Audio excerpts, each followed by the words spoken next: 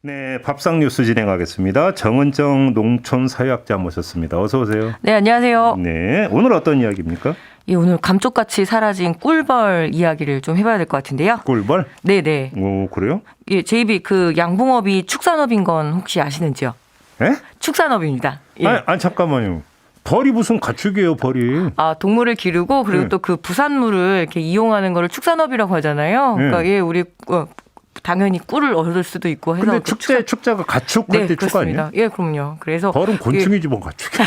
근데 그 업종을 분류하자면 부산물을 예, 한다? 축산업이라 양봉업은 축산업이고요. 그래요? 예, 그래서 이 얻는 꿀도 중요한데요. 꿀벌의 역할이 훨씬 더 중요하거든요.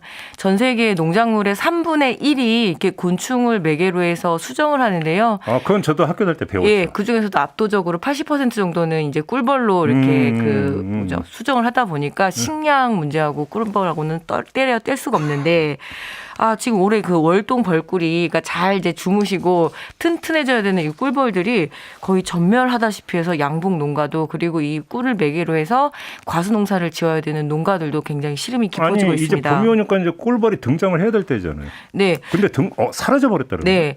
양봉 작황이 그동안 좋지가 않아서 이걸 흉밀이라고 하거든요. 그러니까 왜 흉작이 아니라? 네, 흉밀이라고 합니다. 근데 지난 몇 년 동안 이 흉밀이 이어졌는데 게다가 올해는 이 월동 꿀벌이 집단으로 이렇게 사라져 버린 거예요. 그래서 그 당국이 긴급하게 조사를 했는데 문제는 그 전북만 보더라도 벌통 20만 통 중에서 8만 통의 그 벌통이 비어버리는 상황이거든요. 그 정도요? 예, 지금 뭐 제주부터 경남까지 해서 전국 한 90여 개, 99개 정도의 그 양봉 농가를 조사를 했는데요.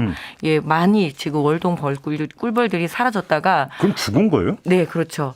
왜냐하면 지금 이제 식생대가 굉장히 뒤죽박죽이잖아요. 그래서 잠깐 그 남부지방이 따뜻해서 꽃이 피어서 이 벌들이 날아갔다가 아직 다 숙성되지 않고 튼튼하지 않은 이 벌들이 날아갔다가 화분을 모아오는데 다시 벌통으로 돌아오지 못하고 지쳐버린 거죠.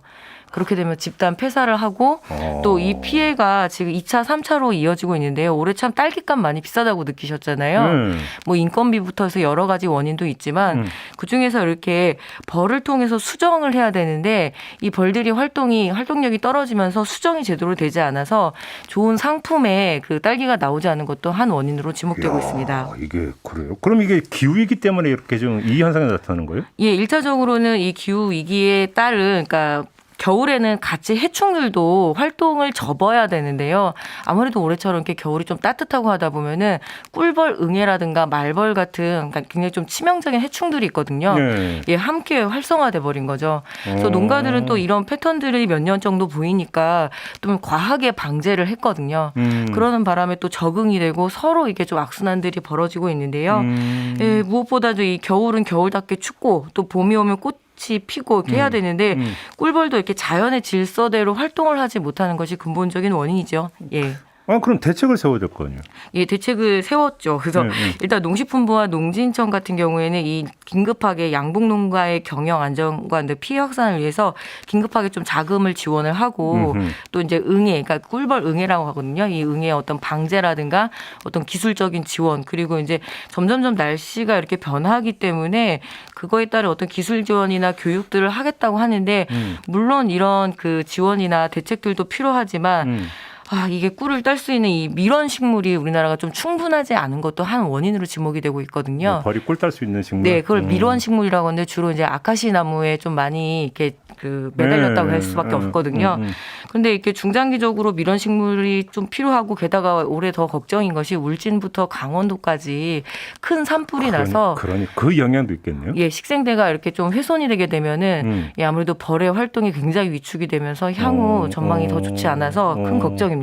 이게 그러니까 꿀값이 비싸질 거다 이런 그러니까 단세포적인 문제만이 아니라는 거잖아요. 예, 그렇죠. 아무래도 이게 꿀 문제뿐만 아니라 우리가 뭐 이렇게 수정벌 참외 이런 얘기 좀 들어보셨죠. 특히 친환경 농가에서 이 벌의 역할들이 상당히 중요하거든요. 왜냐하면 비닐하우스라는 차단된 시설 안으로 들어가기 때문에 벌들이 날아다니면서 수정시켜주지 않으면은 이 맛있는 과일들이 나오지 않는데요. 그게 큰 문제네요. 예, 그 문제도 있고요. 그리고 여러 가지로 이제 그 연쇄적인 문제가 징후인 거죠. 뭐 그런 이야기들 많잖아요. 벌이 사라지면 인류도 함께 사라진다라고 이렇게 이야기를 하는데요. 지금 그런 상황들에 좀 걱정스러운데 그래도 한 가지 좀 희망이 있는 소식이 있습니다. 이 충남의 사례인데요. 이 꿀벌을 부르는 밀원숲을 조성한 지 한 5년 차, 그러니까 2018년부터 조성을 해서 아카시나무부터 해서 뭐 떼죽나무라든가 피나무라든가 그리고 헛개나무까지도 이렇게 굉장히 중요한 밀원 나무거든요. 근데 이게 한두 해 해서 될 문제가 아닙니다. 그래서 지자체와 그리고 정부 그리고 산주라고 하죠. 이제 산 주인들까지 함께 협력을 해서 조림을 해 나가야 되는 사업인데요. 그렇죠. 예, 뭐 이 꿀벌에 관련한 정책이죠. 이거는 굉장히 다각도로 접근을 해야 됩니다. 농업에 도움도 되지만 농업이 양봉업을 위협하기도 하거든요. 한창 꽃이 필 시기에 또 농번기에는 농약을 좀 많이 뿌리게 돼 있어요. 그렇죠. 예, 그렇게 되면은 아무래도 이제 벌의 피해가 발생하기 때문에 이런 협력도 함께 필요해서 좀 종합적인 모니터링부터 해서 좀 이 부분들에 대한 대책들이 지금 시급해 보입니다. 그 얘기 듣다니까 진짜 같이 먹고 살아야 된다는 생각이 네. 딱 그 생각이 드는 건데. 예, 그리고 또 한국 같은 경우는 지금 양봉업이 좀 남발되는 경향이 있거든요. 그래서 총량 그 조절도 좀 해야 되고요. 알겠습니다. 그래서 아무래도 민관 다 합력해서 이 문제 좀 해결해 나가야 될 것 같습니다. 알겠습니다. 자, 이렇게 마무리하죠. 정은정 농촌사회학자였습니다. 고맙습니다. 예, 고맙습니다.